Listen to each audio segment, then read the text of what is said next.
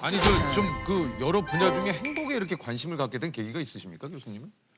계기라기보다는 타이밍이에요. 제가 이 심리학에서도요, 이 행복이라고 하는 주제가 의외로 거기에 대한 연구를 시작한 지가 그렇게 오래되지 않아요. 네. 심리학이라고 하는 분야는 오랜 시간 동안 주로 인간의 부정적인 경험에 초점을 뒀어요. 불안, 스트레스 이런 거를 어떻게 없앨 수 있을까? 심리학자들도 많은 일반인과 마찬가지로 뭔가 잘못된 가정을 가지고 있었는데 그게 뭐였냐면 행복은 별게 아니라 인간의 이런 불행한 상태가 없어지면 보너스처럼 생기는 거야. 이렇게 생각을 했어요. 근데 잠깐만요. 손을 들고 이게 지금 우리가 좀 잘못됐다라는 것을 주장하신 분이 이제 에드 디너라고 하는 분이신데 쉽게 비유를 하자면 이런 겁니다. 에어컨이 이런 더운 여름날 우리의 온도를 낮춰주고 시원하게 해주잖아요. 그런데 겨울에 추울 때 따뜻해지고 싶은데 에어컨을 끈다고 따뜻해지질 않잖아요. 에어컨이 아니라 겨울에 필요한 것은 난방기구예요. 그렇죠. 열을 올리는 것과 식히는 것은 다른 기제인데 우리는 그게 같다라고 생각했어요. 그래서 행복은 걱정이 없고 불행하지 않은 것이 아니라 즐거움 유무가 중요한 것이지 걱정이 없고 스트레스가 없는 것 이게 행복이라고 보기엔 좀 불충분해요.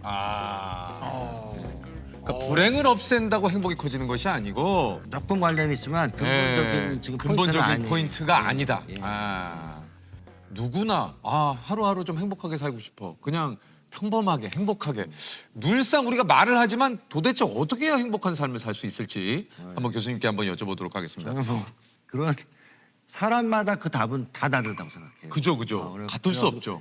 그럼 핵심은 뭐냐면 우리가 주관적으로 내 개인적으로 느끼는 신체적, 정신적 즐거움의 합이에요. 내가 그걸 어디서 무엇을 하면서 느끼던 간에 이것이 자주 느끼는 사람이 행복한 사람이고 그렇지 않은 사람은 상대적으로 좀 덜 행복한 사람이죠. 행복의 조셉은 행복이 뭐라고 생각하세요? 저는 요즘에 제가 많이 스스로에게 던지는 메시지가 마음먹기 나름이라고 항상 생각을 하기 때문에 내 스스로가 행복하다고 선언을 해야 행복하다라고 저는 좀 생각을 하는 편입니다. 뭐 맞는 얘기예요. 마음먹기 나름이다. 근데 마음먹기 나름인 것도 있는데 또 원론적으로 생각하면은 꼭 그렇지만은 않아요. 조세님은 이 탁자를 보고 막 지금 너무 해피하세요? 사실 이걸 보고 해피하진 않고 교수님 보고 해피해. 그건 당연한 거고 어쨌든 교수님 보고 갑자기 막 너무 신이 나가지고 저는 근데 우리가 극단적으로 얘기 좀 몰아갑시다. 네. 행복이 마음먹기에 따라서 다달라지면 난 행복해지고 싶어. 난 이 탁자 보고 행복해. 이래야 돼요. 그런데 그렇진 않지. 뇌가 탁자를 보고 시계줄을 보고 막 해피한 뇌는 고장난대요. 뇌는 그렇겠네. 지금 무슨 뜻이냐면 예.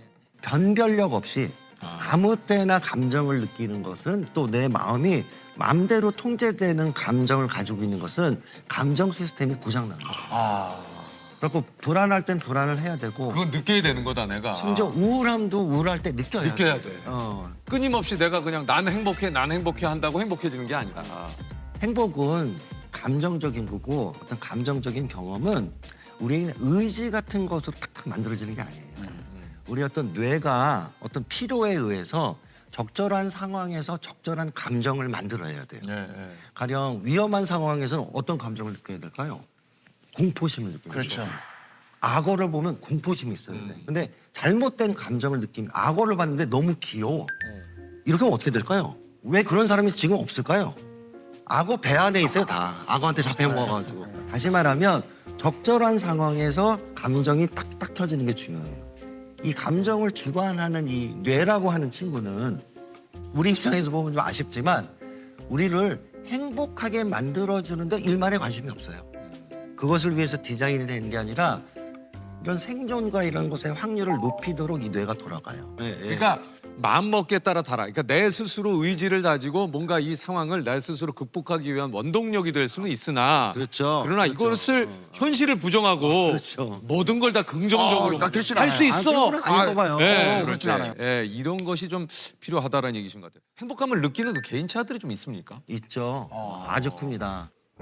그런 게 어떤 선천적인 기질이 우선은 굉장히 중요해요. 그래서 뭐 근데 지금 행복한 사람의 개인차 이런 질문을 하셨잖아요. 네. 그랬을 때는 이런 대표적으로 나오는 특성이 외향성이라고 하는 성격 기질이 행복과 확실히 관련이 있다라는 것이 한 연구가 아니라 수백 수천 편의 논문에서 반복적으로 나와요. 아, 외향적인 분들. 네네. 아. 이 행복감은 언제 켜지느냐? 인간에게 제일 중요했던 자원이 등장했을 때 생존. 그거는 인간에게는 다른 사람이었거든요. 그랬을 때 사람을 만날 때 잘하고 있어 알려주기 위해서 이 전구가 켜져요. 그러면 세상에 가장 뭐랄까요? 바보 같은 질문이 뭐냐면 어떤 성격이 좋습니까예요. 왜냐하면 성격이 다 있는 거는 각자 그 성격의 특성에 쓰임새가 있어요. 상황에 따라서. 수저가 귀한 걸까요? 젓가락이 귀한 걸까요? 그러니까 두 개의 쓰임으로 보았을 때 그래서 그렇게 그렇게 객관식으로 묻는 것 자체가 우문이에요. 왜냐하면 국을 먹을 때는 수저가 있어야 그치, 되고 그치. 네네네. 콩나물 먹을 때 젓가락이 있어야 되지. 그죠. 다시 말하면 성격을 우리가 수저 젓가락에 비유하자면 아. 뭐가 좋으냐 이거는 약간 바보 같은 질문이에요. 아. 크게 보면 외향성이 갖고 있는 여러 가지 문제점들도 많아요. 어떤 것들이 있을까요? 외향적인 사람들 금방 지칠 때도 지칠 때도 있고 네. 용맹하기도 하고 네. 어떤 경우는 용맹을 넘으면 뭐죠? 오지랖이 될 때도 오지랖도 있고 네, 네. 만용이 있을 수도 네. 있고 뭐 가끔 그래서 뭐 사실은 나대는 경우도 있고. 많이 죽어요. 아 그렇죠. 용맹. 아. 예를 들면 이거죠. 악어가 앞에 있는데 야 내가 정리할게. 그렇죠. 득과 실이 아 근데 교수님 외향적이면 많이 죽는다. 저 굉장히 그러니까 이것도 저 굉장히 이것도 외향적인데. 너무 오해는 없으시기 바랍니다. 아니, 근데 이제 설명을 그러니까 하자면. 설명을 하다 보니 아니 딱 생각나는 케이스가 뭐예요? 영국의 마우리스 윌슨이라고 하는 탐험가가 있었습니다. 전혀 등산 경험이 없어요. 어? 에베레스트를 정복한다는 게 너무 좀 말이 안 되죠. 말이 안 되죠. 네. 아주 외향적이고 낙관적인 사람이에요. 그래서 이 양반이 무슨 계획을 세웠느냐? 내가 경비행기를 사서 그 비행기를 타고 가갖고 에베레스트 중턱쯤에 추락을 시킨 다음에 나머지로 올라가겠다. 기가 막히죠? 너무 무모하죠. 와, 약간 허무맹랑한 네. 얘기. 슈퍼 외향성. 네. 죽었어요. 외향적이지 않으면 뭔가 문제가 있는 아 맞아. 그건 아니다. 맞아요. 그런 스트레스를 느낄 필요가 전혀 없다라는 말씀을 드리기 위해서 장황한 얘기를 했던 맞아요. 거예요. 그래서 저희가 질문이 그 다음에 이제 그러면 내향적인 분들, 집에 있길 좋아하는 분들은 덜 행복한 건가? 이런 질문을 또 저희가 이제 드리는 거죠. 그래서 평균적으로. 그래서 네. 내향적인 사람은 사실은 외향적인 사람이랑 똑같아요. 그래서 내향적인 사람은 혼자서 뭐 거울 앞에서 시집 읽을 때 제일 행복하다. 전혀 그렇지 않아요. 최근 연구를 보면 흥미롭게도 나 혼자 할 때 있는 즐거움이 누구와 할 때 뭔가 증가하는 폭의 정도가 내향적인 사람일수록 더 커요.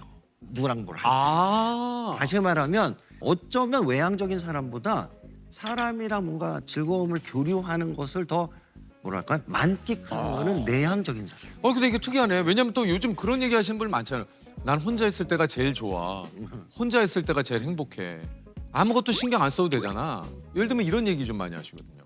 내향적인 사람의 특성이 자꾸 나오는 것 중에 하나가 이 잠재적인 부정적인 부분을 너무 과도하게 예상을 해요. 이번 새로운 모임에 가면 어색함도 있잖아요. 맞아요. 근데 그 부분이 막상 가면 별거 아니야. 맞아요. 그죠? 막상 가면은 또 잘 있어. 인간에게 제일 재미난 자극이 뭐냐면 다른 인간이에요.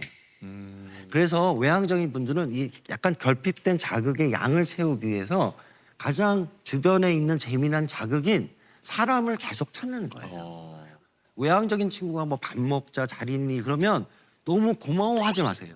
왜냐하면 나를 꼭 좋아해서가 아니라 이용당하는 거예요. 자극의 어떤 자극 하마 같은 것이 외향적인 사람인데 어쨌든 그러니까 교수님이 얘기하시는 의도는 뭔지 알겠까? 이용이라는 표현이 좀 자극적으로 좀 들리긴 하지만, 그러니까 그만큼 그 사람도 그 사람입니다만 네. 내가 어떤 요 하는 데 있어서 네. 그 사람과의 어떤 요 시간이 좀 필요할 때도 있다. 맞습니다.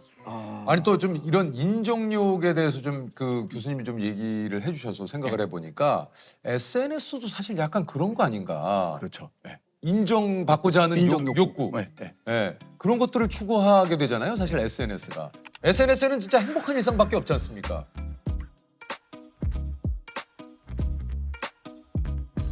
인정 욕구는 적당한 수준이고 그렇다면 그건 어디 보면 우리에게 자연스러운 거잖아요. 에너지를 주고 예, 예. 너 인정받고 싶고 그렇죠. 이 사회에서 이제 건강하게 우리를 만들어주고 좋은 거예요. 활력으로. 그런데 문제는 뭐냐면 인정 중독이라고 있습니다. 인정 중독. 그거는 조금 구분을 해야 돼요. 네. 그건 그건 어떻게 뭐냐면 인정에 내가 의존적으로 되는 거예요. 그리고 인정을 받으면 지나치게 기분이 좋아지고 인정을 못 받으면 지나치게 낮아져요. 그게 중독이에요. 그러니까 내가 어떤 것을 올렸는데 많은 분들이 좋아한다? 기분 좋은데 그와 또 비슷한 반응을 얻고 싶어서 올렸는데 이거 그만큼이 아니다. 그럼 뭔가 기분이 또 쭉 네, 다운되고. 너무 다운되고 그러다 보면 어떻게 되냐면 이거 인정 중독에 빠지면 저 사람이 날 어떻게 생각할까? 어떻게 생각할까? 내가 이 물건을 사면 남이 날 어떻게 볼까? 뭘까? 그래서 삶의 거의 모든 의사 결정을 타인의 시선을 생각해서 하게 남들이 되는군요. 어떻게 볼까를 생각해서 결정합니다. 그래서 삶이 사라집니다. 무조건 불행해집니다. 그런 사람은. 그래서 SNS가 내가 살면서 사는 모습을 보여주는 게 올리는 아니라. 거기에 올리려고 살아요. 맞아. 어디 뭐 음식을 먹든지 맞아. 그거지. 뭐 인정받으려고 사는 거구나. 네, 그러니까 타인에게 저는 그렇게 표현합니다. 뭐냐면 개 목줄 있죠. 개 목줄을 해가지고 그걸 대중들한테 나눠주는 거예요.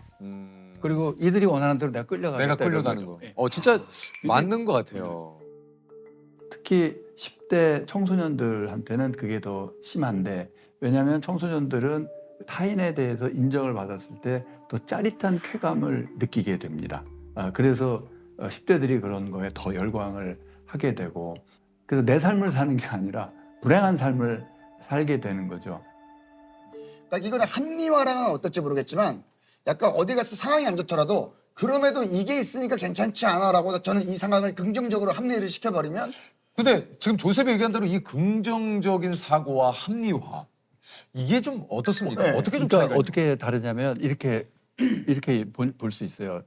어느 음식점 가서 음식을 하나 시킬 때도 뭘 하나 살 때도 자꾸 나도 모르게 누군가한테 내가 왜 이런 결정을 했는지 설명하고 설득하고 해명하려고 해요. 그래서 진짜 인생의 주인이 된다는 건 내가 뭘 하든지 아무런 설명이나 해명, 변명의 필요성을 아예 안 느끼는 상태. 그게 내가 내 인생을 주인공으로 살수 주인공으로 사는 거죠. 그죠. 인정 중독 같은 거 이런 합리화 자꾸 하는 그런 습관이 왜 생긴다를 이렇게 보면 어려서부터 엄마나 아빠가 칭찬해주면 기분이 좋았다가 좋죠. 야단 맞으면 거기서부터 이제 다 커서도 머릿속에 엄마 아빠 같은 존재 누군가한테 해명하고 설명하는 습관이 들어버린 겁니다. 내가 내 자신의 주인이 된다. 그래서 어떤 걸 해도 내가 결정한다는 느낌, 그걸 자율성의 느낌이라고 합니다. 어린 시절부터 그걸 길러줘야 돼요. 예를 들어 너 오늘 양말 신어 이러지 말고 너 빨간 양말 신을래? 파란 양말 신을래? 그러면 파란 양말. 그러면 이거는 양말도 내가 선택한 거다. 이런 식으로 해서 어떤 걸 내가 선택했음을 자율성을 계속 길러줘야 됩니다. 지나친 칭찬 애를 막 올려주면 애는 점점 불안에 빠집니다. 칭찬해 주는데 불안에 빠지. 왜 그러냐면 그림 한 장을 그렸어요, 얘가. 그랬더니 너는 미술에 재능이 있나 봐. 천재 아니야. 막 이런 식으로 과도하게 칭찬하면 그다음 또 그림 그려. 또 그림 그려. 그럼 얘는 이제 그림 그리나 보다 그러고 별로 칭찬을 안 하게 되잖아요. 그럼 얘는 아까만큼 칭찬이 많아. 어제만큼 칭찬이 많아. 그러면 확 나 천재 아닌가 봐. 남의 인정을 받으면 내가 짜릿하게 기분 좋아지고 그림 그렸는데 엄마 아빠가 모른 척하니까 굉장히 기분 나빠지고 그래서 점점 거기에 인정에 탐닉하게 됩니다. 결과물을 칭찬하면 안 됩니다. 그 과정에서 네가 행복했냐 재미있었냐 그걸 자꾸 물어봐줘야 돼요. 그래야 내 인생을 내가 산다는 느낌이 자꾸 생겨서 인정 중독 같은 데 덜 빠지게 되는 거고요. 인정 중독에서 이제 빠져나오는 법 예, 쉬운 하나만 방법 얘기해 말씀드리면 이렇게 하면 됩니다. 인정 중독에 빠진 상태는 나를 평가 대상으로 놓는 거예요. 네네네. 그러니까 머릿속에 있는 불특정 다수가 나를 평가하고 있다고 생각하는 거예요. 그걸 뒤집어 엎는 건 뭐냐면 내가 이렇게 만나는 사람이나 이런 사람들을 내가 사랑하고 존중한다. 평가가 아니라 와 이분 멋있는데 이런 면도 있군. 네네네. 그래서 이분에 대해서 긍정적으로 자꾸 생각해 주잖아요. 그럼 어떻게 되냐면 내가 주인공이 됩니다. 삶에. 그리고 전조도피지로 활성화되고 그러면 이분이 나를 어떻게 생각할까 하는 게 많이 줄어듭니다. 네. 인정을 하니까 내가 인정해주고 내가 사랑과 존중을 하는 거예요. 유독 그 주변에 보면은 가끔 그런 분들이 좀 계세요. 이렇게 말을 참 듣기 좋게 한다, 말을 예쁘게 한다, 네. 라는 분들이 좀 계시긴 하거든요. 행복한 사람들의 말 습관이 있다고 그래요. 행복한 사람들은요, 일단 우리 인지, 생각을 우리가 인지라고 얘기하잖아요. 자신의 인지를 조절하는 전략이 굉장히 긍정적이에요. 그러니까 쉽게 말하면 어려운 일을 경험해도 괜찮아, 우리 방법이 있을 거야. 그래. 이런 희망을 주는 말을 잘하고 가다가 이제 길을 넘어지면 아이씨 오늘 재수 없네 뭐 이렇게 말하시는 분도 계시지만 야 오늘 액땜했다. 오늘 요 정도 다치기를 다행이다. 이렇게 말하시는 분들도 계시잖아요. 있죠. 그러니까 자신의 어떤 상실이나 아픔의 사건을 긍정적으로 재처리하는 능력이 좋은 분들, 이 훈련이 되신 분들은 대화를 되게 잘해요. 그러니까 이게 좀 행복한 사람들의 말 습관에 대해서 좀 여쭤보기도 했지만 반대로 행복하지 않은 분들의 말 습관도 좀 있습니까? 있죠. 우선은 가장 큰 특징이 뭐였냐면 해석의 왜곡성이 아주 높아요. 예를 들어서 재성님께서 소장님 오늘 뵈서 반가워요라고 인사를 해주셨잖아요. 그러면 저는 그거를 이분이 나를 만나서 반가워하시는구나라고 해석하잖아요. 그렇죠. 그런데 뭐지? 반갑지도 않으면서 왜 저러지? 그러니까. 뭘 시키려고 저러지? 질 잘하려고 저러나?